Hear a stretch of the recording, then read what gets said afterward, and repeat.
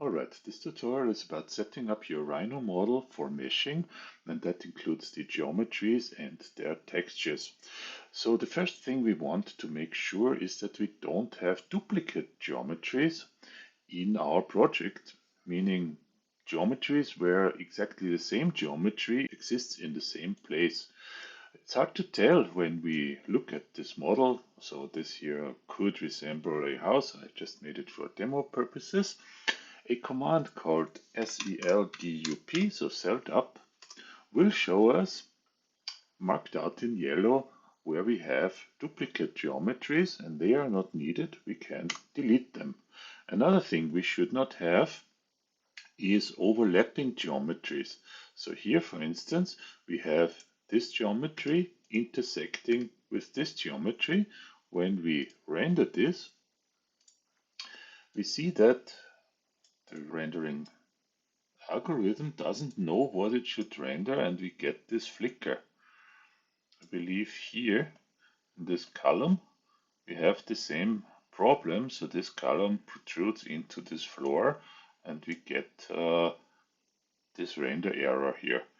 This is also called Z-fighting, and in order to avoid Z-fighting, we must make sure that our models don't have overlapping geometries in them. So this model here doesn't have that. This model has, I will keep working with this model and discard that one. The types of geometries that work well when we export this into Unity are closed solid polysurfaces and closed extrusions. So anything that is open, meaning it has a hole in it, could cause graphical errors. We can also use such planar objects, so this would be an open extrusion. If we render this, we see that it would be something like glass, and in Rhino we see that this glass appears from both sides. But if you go back to the shaded view and we use the command dir to visualize the surface normals, and Rhino does that by displaying these arrows, so in the direction they are displayed, they will be rendered in Unity. And as there are no arrows pointing on the inside, meaning we have the normals pointing in the opposite direction, this geometry will not be visible in Unity. So there's no way to make this double-sided except if we use what I've been using here for a glass. Again with dir. This is a closed solid polysurface and that has the arrows, meaning the normals, in all directions, and that would then render from both sides. And if we attach a mesh collider in Unity, it would also detect collisions on both sides. So this is up to you. If you have something like glass that is only visible from one side, you can use this open extrusion. But if you want the glass to be visible from both sides, you should use a closed poly surface. It is also highly recommended that you have a clean layer structure in your Rhino model, and I have created one here for the Rhino geometry and also already for the mesh geometries which we are going to generate later. But before we mesh, we must make sure that anything that is, for instance, a roof, so let me turn off whatever isn't roof, is on the layer roof, and there I find already an error, meaning this ramp and this piece of floor should be on a different layer, and that would then be floors, right? So only the roofs are on the roof layer, only the walls are on the wall layer, only the floors are on a floor layer, which is then important for our wheelchair simulation because those meshes we create here from these floors will also be tagged floors, meaning that's where our wheelchair can then roll on.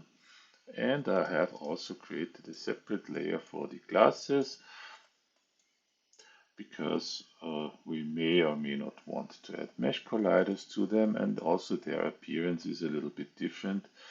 They are then transparent. So let's go back to the rendered view. And in the rendered view, you can see that materials have been applied to all these geometries. So here are the materials. If you don't know how to apply a material, you would just select it and then drag it onto the geometry. You can also set materials by layer, etc. But the materials don't appear correct here. Say, for instance, we have this lawn here or this green roof. This grass texture is way too big.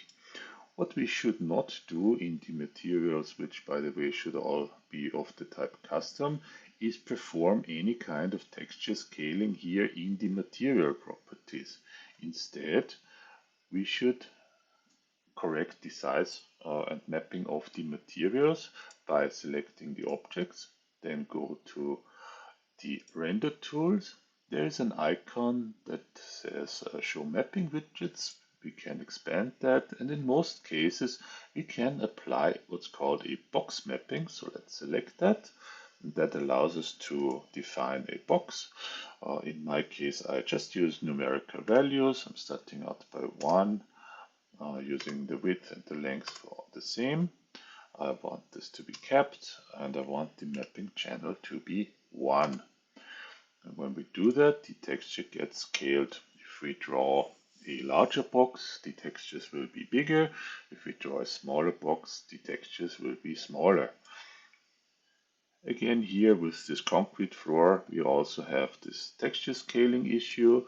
So what I can do is go to the floors, turn off the other layers for the selection to be easier.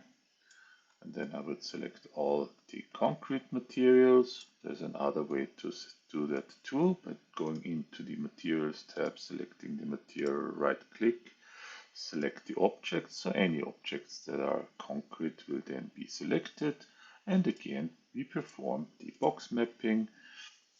Let's say what happens when we do 2, 2, 2, and mapping channel 1.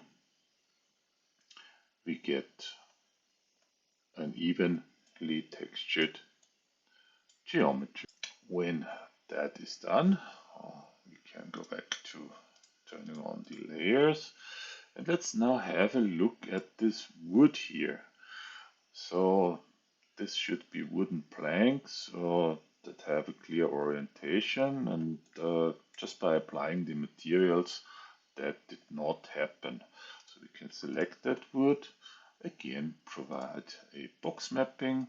Here I'm going to use 3, just for the sake of an example, for the size, width and height. Yes, mapping channel 1.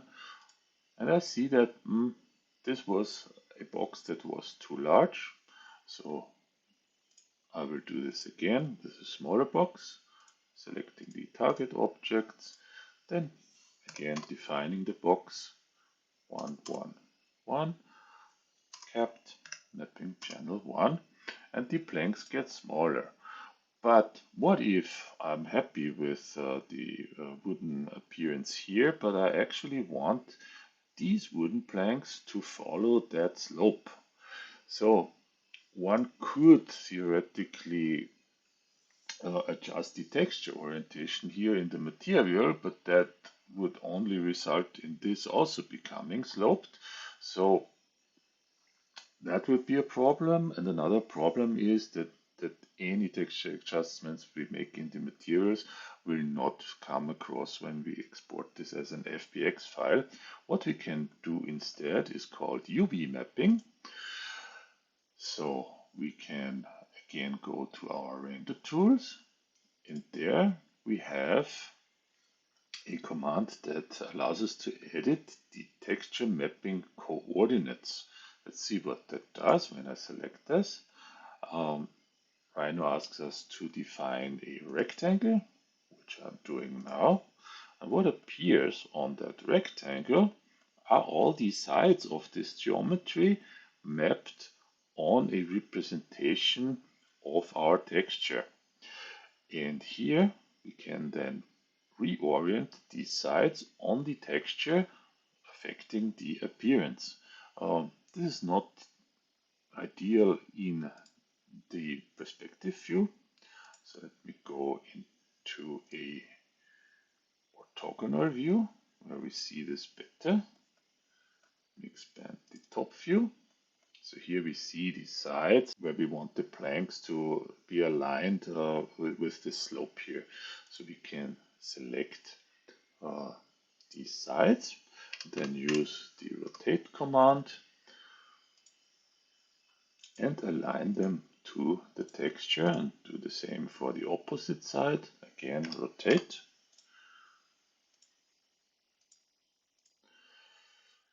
And that also eliminated a problem of overlapping UVs. This side here, which is the back side, was overlapping with that geometry, and that can also cause some errors. Maybe we also want to orient the top in 90 degrees. So again, we would rotate this geometry, and perhaps we want this back side also rotated 90 degrees. And the bottom, which is here, is not visible. So this gives us full control over the texture orientation, and we could also scale this. So for instance, make it slightly larger, and that would then change the texture to be smaller on our object. Once we are happy with these adjustments, on the right in the UV editor, we can hit apply. So let's now see what this did in the 3D view. So we see that these wooden planks have been aligned with the slope, and they're also somewhat smaller than these ones here.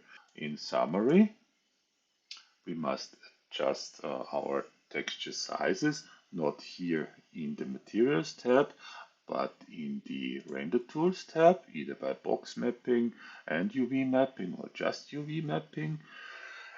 And we must make sure that our geometries are not overlapping, that we have a clean model, and that the model is well structured into layers, because that forms the basis for the next step, which is meshing this model for exporting it in Unity, and that is covered in the next tutorial.